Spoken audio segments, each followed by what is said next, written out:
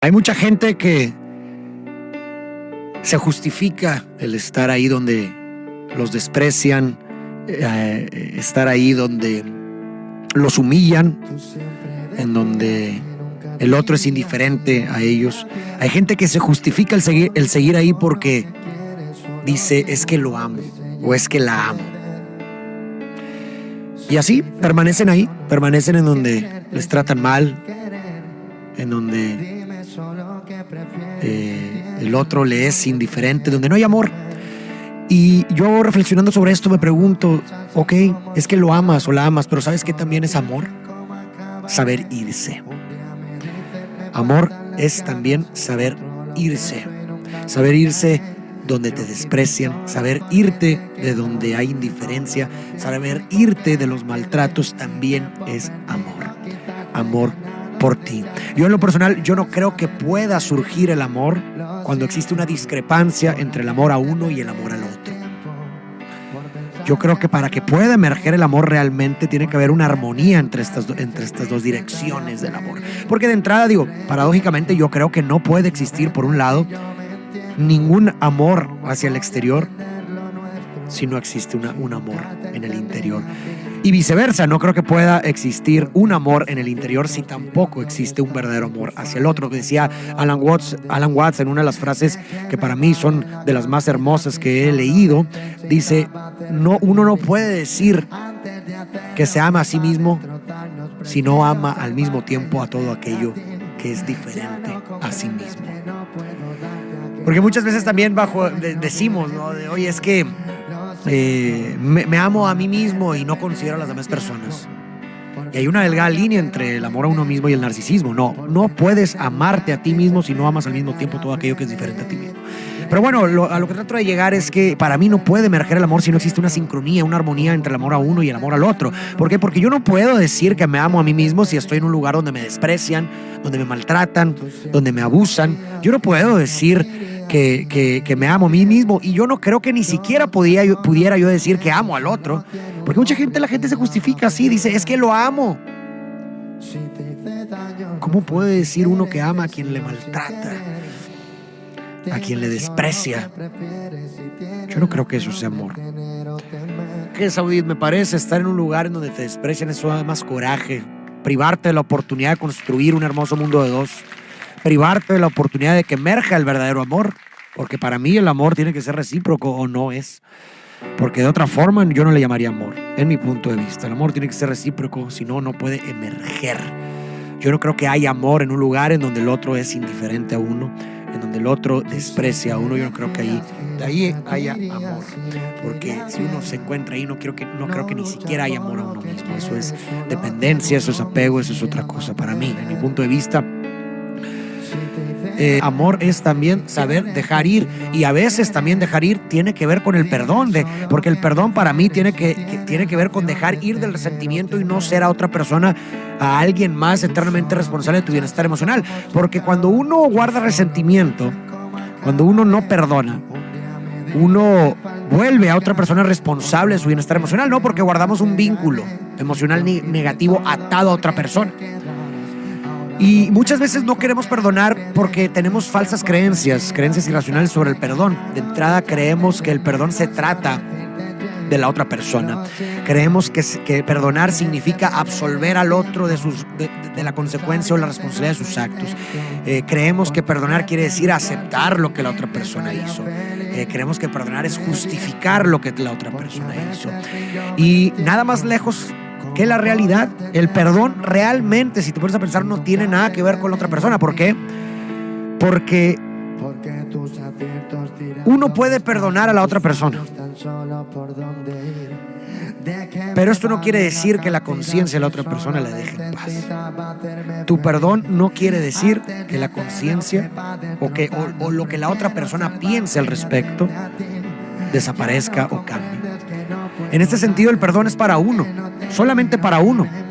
Yo te puedo perdonar en el sentido en el que uno cree que el perdón tiene que ver con el otro. Yo te puedo perdonar, pero si tú no te perdonas a ti mismo, ese resentimiento, esa mala conciencia no se desvanece, perdura, permanece. En este sentido, el perdón solamente puede ser para uno mismo. es por y para uno mismo. Y entonces el perdón, nos damos cuenta bajo esta perspectiva que no quiere decir reconciliación, no quiere decir exoneración, no quiere decir justificar. El perdón quiere decir dejar ir del resentimiento y no volver a otra persona eternamente responsable de mi bienestar emocional. Perdonar es cortar el vínculo emocional negativo hacia otra persona. Eso es perdonar. Es aumentar la compasión hacia el otro por su propio sufrimiento, entendiendo que muchas de las cosas que las otras personas hacen tiene que ver más con su historia personal de vida y menos con nosotros. Es hacer las cosas menos personal, que sí, son difíciles, por supuesto que son muy difíciles, pero creo que el perdón o los beneficios del perdón realmente radican en uno y no en el otro. Y creo que cuando entendemos estas cosas sobre el perdón se hace más fácil sumergirnos en un proceso de perdón. Porque cuando tenemos estas falsas creencias, pues es más difícil. Cuando uno cree que realmente perdonar es aceptar lo que te hicieron, pues se vuelve más difícil perdonar. Cuando uno cree que perdonar quiere decir absolver al otro la responsabilidad de sus actos, pues se vuelve más difícil perdonar. Pero nada más lejos que la realidad. Yo creo que resumiría la cuestión del perdón en el siguiente verso. El perdón es para mí, no para nuestra reconciliación, ni para tu exoneración. Yo creo que así resumiría el perdón. ¿Por qué duele amar? Yo no creo que el amor en sí duela. Yo creo que el camino hacia el amor es lo que duele. Es diferente, creo yo. No es el amor en sí, sino es el camino hacia el amor lo que duele. Pero la vida es un riesgo en sí mismo. Si nos ponemos a pensar, la vida en sí es un riesgo. La vida en sí implica muchos riesgos. Corremos el riesgo, por ejemplo, al intentar algo, corremos el riesgo de fracasar. Al amar, corremos el riesgo de no ser correspondidos. Al optar por un camino de vida, corremos el riesgo de no tomar otro camino de vida. Al confiar en alguien, corremos el riesgo de ser traicionados. Toda elección de vida implica un riesgo. El riesgo de lo que no se elige o el riesgo de las diversas consecuencias que pudieran surgir. Y por esta misma razón es que paradójicamente muchas personas optan por no arriesgar nada, pero paradójicamente, por eso llamo que es una paradoja, es que al no arriesgar, o más bien al creer que no arriesgas nada, paradójicamente terminas arriesgando algo, que es tu vida. Al no tomar decisión de nada, al no arriesgar nada en la vida, paradójicamente uno termina arriesgando la vida, arriesgando el significado de la vida, arriesgando las experiencias significativas. Y en este sentido, si reducimos más bien si hacemos de las decisiones que tomamos o de los caminos que optamos, si lo reducimos a un común denominador que es el riesgo, pues todo en sí es un riesgo, ¿no? Todo es un riesgo. Aquí entonces la cuestión sería preguntarnos qué riesgos estamos dispuestos a asumir, qué riesgos estamos dispuestos a tomar. Y si en el camino del amor existe el riesgo del dolor, si en el camino del amor existe el riesgo a no ser correspondido, existe el riesgo de los sentimientos, de la decepción y de la desilusión, si existe el riesgo más bien de perder en el amor,